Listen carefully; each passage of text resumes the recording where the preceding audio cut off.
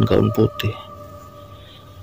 Dari Patikno yang di sebelah kanan rumah tetangga Bang Dodo ini, sosok perempuan itu seperti mondar-mandir sampai ke rumah Pak Marco.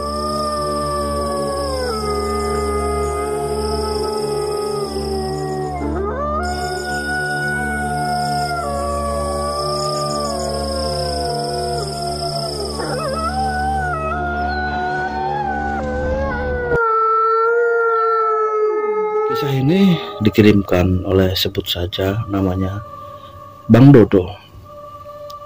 Beliau ini berdomisili di pinggiran rel kereta api yang memang jarak rumah antar warga juga jauh. Kebanyakan ini terhampar, kalau tidak sawah ya perkebunan. Dan setting tempat wilayah rumah Bang Dodo pada saat itu hanya ditempati oleh 3 kepala keluarga dan terdiri dari 3 rumah. Dan rumah orang tua Bang Dodo ini tepat di tengah-tengah. Jarak kanan kirinya itu sekitar 10 meter. Dan di seberang rumah Bang Dodo itu terhampar luas, bukan hanya sawah namun memang hutan. Untuk pada saat itu rel ini terdiri hanya 1 rel, belum trek ganda seperti sekarang. Kejadian ini terjadi di tahun 80-an.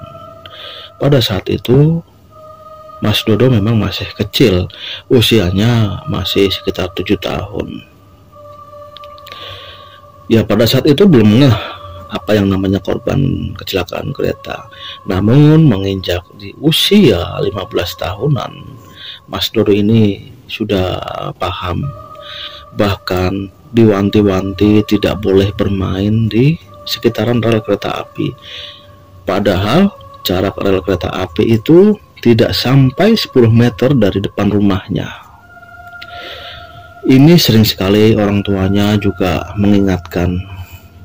Namun Mas Dodo atau Bang Dodo ini kadang-kadang bersifat nakal layaknya anak-anak, sering mengindahkan nasihat orang tua.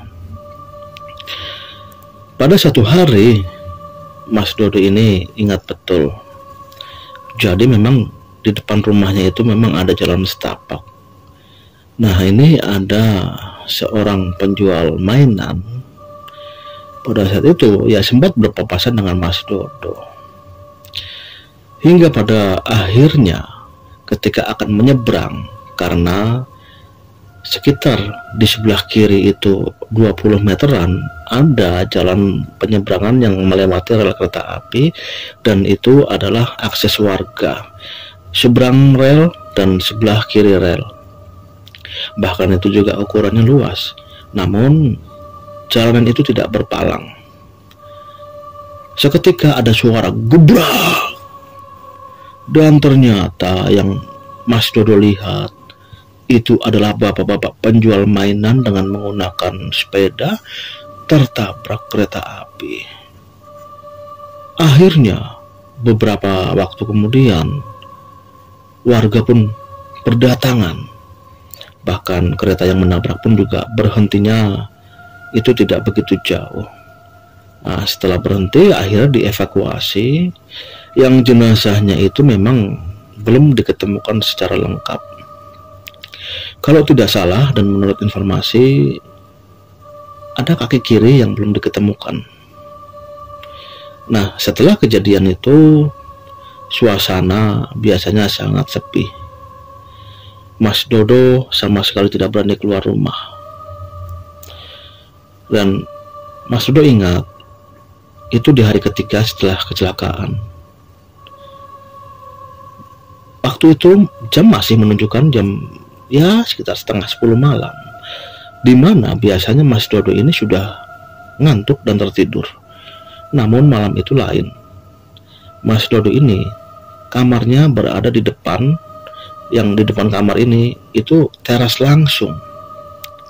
Tiba-tiba dari luar yang kondisinya pada saat itu gerimis, namun gerimis tipis, Mas Dodo ini mendengar seperti ada yang melangkah, jebret, jebret, duk, duk, Mas Dodo ini penasaran, malam-malam kok masih ada yang keluyuran di luaran. Apa memang itu teman dia? Itu pikir dari Mas Dodo. Dan ketika itu suara pun juga langsung menghilang. Ya akhirnya Mas Dodo pun merebahkan tubuhnya. Tiba-tiba sayup-sayup terdengar lagi nih, kecepret, kecepret, kecepret. Jadi seperti sedang mainan air yang menggenang ya. Itu seperti itu. Yang pada saat itu memang penerangan juga masih menggunakan minyak tanah. Namun karena memang Mas Dodo ini masih kecil ya, jadi pandangan Mas Dodo ini masih sangat bagus. Karena penasaran, ini diintip oleh Mas Dodo. Ternyata sumber suara itu dari satu kaki yang menginjak-injak air yang ada genangannya. Hanya satu kaki, tidak ada badan, kaki kiri. Jadi kaki itu seperti melayang dan menghantam tempat air atau tanah yang memang tergenang air ya. Cek, cek, cek. Nah anehnya ketika Mas Dodo ini mengintip, kaki itu tiba-tiba lari. Mas Dodo ini kebingungan. Pada saat itu dia tidak merasa takut. Ya dipikirnya itu kok aneh ya. Kaki satu kok bisa bergerak. Nggak ada tubuhnya juga. Nah peristiwa itu dipendam oleh Mas Dodo lama sekali. Bahkan tidak menceritakan ke orang tuanya. Beberapa bulan kemudian ini ada kecelakaan lagi. Jadi pada saat itu ada seorang wanita hamil yang perutnya sudah besar lah, mungkin sudah saatnya melahirkan. Itu juga kecelakaan. Wanita ini sedang menyeberang nih. Bahkan sebelum menyeberang, wanita ini sempat ngobrol sama penghuni rumah atau warga yang memang berdekatan dengan pintu kereta itu. Sebut saja namanya Mbak Ayu. Mbak Ayu dari mana? Kata warga yang sebut saja juga namanya mungkin Ibu Tini ya. Yang Mbak Ayu pun menjawab, oh ini habis periksa Bu. Kata Bu Tini, gimana sudah berapa bulan? Oh ini ya sudah 9 bulan. Ya mudah-mudahan doain ya, mudah-mudahan supaya lahirannya lancar, kata Mbak Ayu. Bu Tini pun bilang, iya semoga bayi dan ibunya lahir selamat. Nah di sini Mbak Ayu pamit, Bu aku pulang dulu ya, kata Mbak Ayu. Iya monggo, hati-hati. Tidak sampai 5 menit terdengar suara kencang, jeder. Ternyata Mbak Ayu yang barusan ngobrol dengan Ibu Tini itu tertabrak kereta. Kondisinya sangat mengenaskan, bahkan boleh dibilang hancur. Hingga akhirnya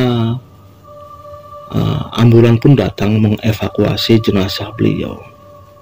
Nah ini horor paling mengerikan yang diceritakan Mas Dodo. Kenapa? Karena setelah kejadian kecelakaan yang merenggut nyawa Mbak Ayu, 3 rumah ini antara Mas Dodo dan 2 tetangganya itu yang memang berdekatan sering diteror oleh sosok yang mirip dengan sosok yang kecelakaan itu ya. Itu awalnya teror ringan-ringan, sering terdengar suara tangisan perempuan, kadang juga tangisan bayi yang tiba-tiba terdengar di jam 12 malam. Nah pernah ayahanda dari Mas Dodo ini kaget karena ada suara bayi di teras. Ya awalnya dicari-cari oleh ayahnya Mas Dodo. Ketika itu ya ternyata tidak ada apa-apa. Namun dilihatnya di depan rel yang jaraknya lumayan tidak jauh, itu terlihat seperti seorang perempuan berbaju putih sambil menggendong bayi. Ya tiba-tiba langsung saja teringat ayah dari Mas Dodo ini, langsung masuk ke dalam. Nah, kadang-kadang juga ada suara tangisan yang persis di depan teras Mas Dodo. Tangisannya ini kadang-kadang diakhiri dengan suara melengking atau suara teriakan. Nah, kalau sudah begitu, kadang-kadang keesokan harinya mereka saling bertetanggaan ini cerita, apakah semalam mendengar suara tangisan perempuan. Ya, mereka rumah tiga ini ya saling mendengar, namun tidak ada yang berani keluar. Kalau sudah seperti itu, ini suasana sangat mencekam sekali. Jam yang belum begitu malam pun kadang-kadang hawa atau auranya ini bisa berubah langsung. Setelah teror tangisan, akhirnya teror yang semakin berat pun menimpa. Salah satunya adalah ketukan pintu. Ketiga tetangga ini, itu semuanya diketuk pintunya.